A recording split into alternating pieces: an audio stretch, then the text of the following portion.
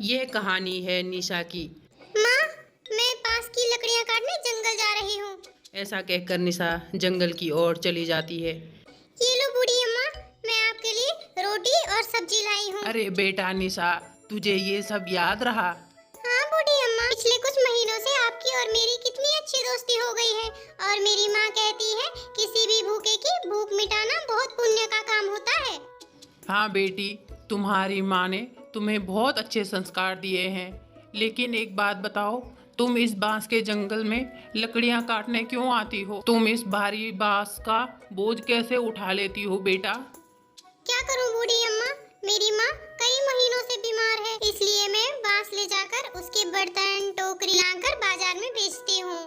इसी से हमारा घर चलता है बूढ़ी अम्मा। बातें करने के कुछ देर बाद निशा बहुत सारे बांस काट देती है और बूढ़ी अम्मा से कहती है, ठीक है अम्मा, अब मैं काफी सारी लकड़ियाँ काट चुकी हूँ, अब मैं घर चलती हूँ। अब ऐसा कहकर निशा बांस के डंडे अपने सर में उठाती है और घर के लिए आ जाती है। घर पहुंचते ही वो लकड़ियां नीचे रखकर बहुत सारी टोकरियां और बर्तन बनाती है और शाम को जाकर उन्हें बाज़ार में बेचकर और राशन पानी लेकर घर वापस आ जाती है। अगले दिन फिर सुबह होते ही निशा जंगल चली जाती है और बूढ़ी अम्मा के लिए खाना ले जाती है। ये लो बूढ़ी अम्मा, मैं आपके लिए रोटी और चटनी लेकर आई हूँ। चटनी बहुत स्वादिष्ट बनी है, उम्मीद है आपको बहुत अच्छी लगेगी। ये लो खाओ। तब बूढ़ी औरत उसका खाना लेकर और खाने लगती है। वह निशा से कहती है, वाह बेटा निशा, बहुत अच्छा खाना बनाया है तुमने। मैंने ऐसा स्वादिष्ट खाना कभी नहीं खाया। तुम तो खाना बनाने में एकदम निपुण हो। शाम होते ही जैसे ही निशा घर पहुंची, उनके मकान मालिक ने उनका घर खाली करवा दिया था और अब उनके पास रहने के लिए कुछ भी ठिकाना नहीं था। इसीलिए निशा अपनी माँ सरस्वती को लेकर जंगल की ओर चढ़ पड़ी। निशा, ये तुम मुझे कहाँ ले जा रही हो मेरी बच्ची? हम इस जंगल में क्यों जा रहे हैं?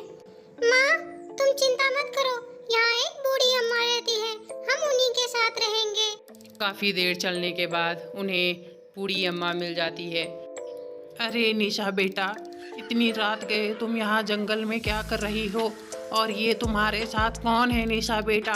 ये तुम किसके साथ यहाँ जंगल में आई हो बेटा? बूढ़ी अम्मा, ये मेरी बीमार माँ है। हमें हमारे मकान मालिक ने घर से निकाल दिया है, क्योंकि काफी टाइम से हम उनका किराया नहीं दे पा रहे थे। अब हमारे पास रहने के लिए कोई जगह ही नहीं है, तो मैं माँ को यहाँ जंगल में ले आई। ये तो तुमने बहुत ठीक किया निशा बेटा। चलो, मैं तुम्हारे लिए बहुत अच्छी जगह बताती हूँ जहाँ तुम रह सकती हो। तब बूढ़ी अम्मा उन दोनों को अपने साथ जंगल के भीतर ले जाती है और उन्हें एक, निशा बेटा तुम परेशान मत हो, मैं तुम्हारे लिए एक सुनहरा बांस का घर बनाऊंगी जिसमें तुम आराम से रह सकती हो, और वो बांस का घर जादुई होगा। ये आप क्या कह रही है बूढ़ी अम्मा? हमें कुछ समझ नहीं आ रहा है। तब बूढ़ी अम्मा ने अपनी आंखें बंद की और जादू से वहाँ एक बांस का घर बना दिया और उनसे कहने लगी, निशा बेटा, ये कोई ऐसा वैसा घर नहीं है, ये बांस का एक जादुई घर है। तुम इससे जब भी कुछ चीज़ मांगोगी तो ये सोने में बदल जाएगा और तुम्हारी इच्छा पूरी कर देगा। लेकिन ऐसे कैसे हो सकता है बूढ़ी अम्मा? ये तो साधारण घरों की तरह ही दिख रहा है।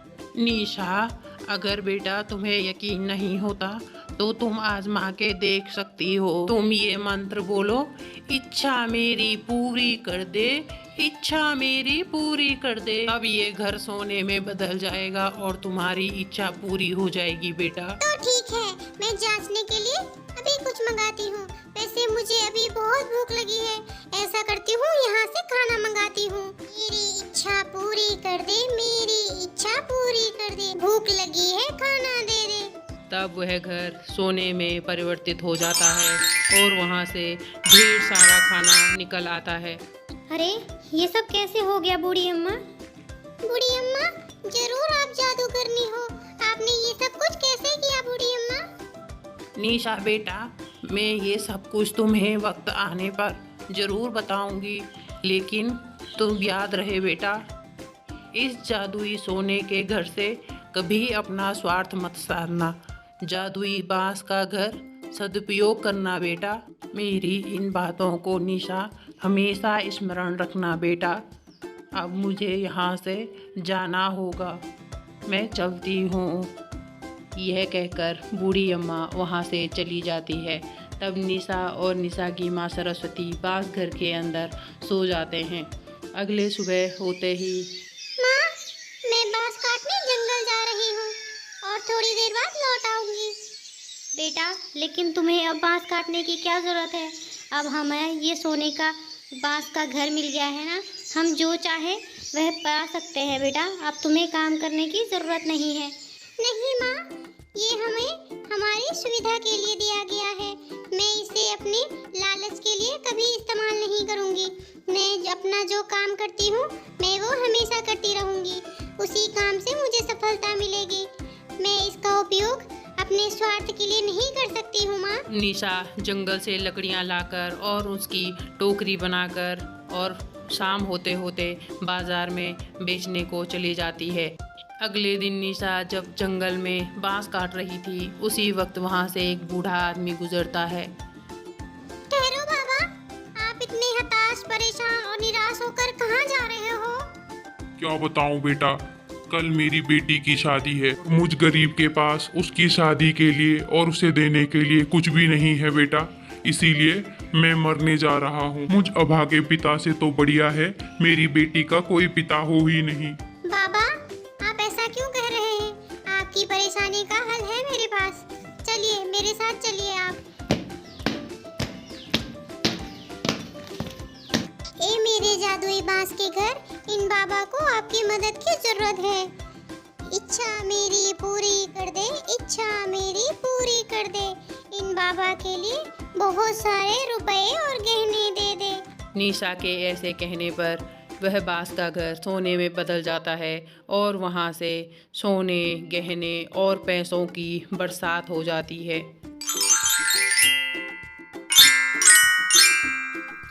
बाबा, ये लीजिए, ये आपकी बेटी के लिए पैसे और कुछ गहने हैं। इनसे आप अपनी बेटी की शादी बड़े आराम से कर सकते हैं।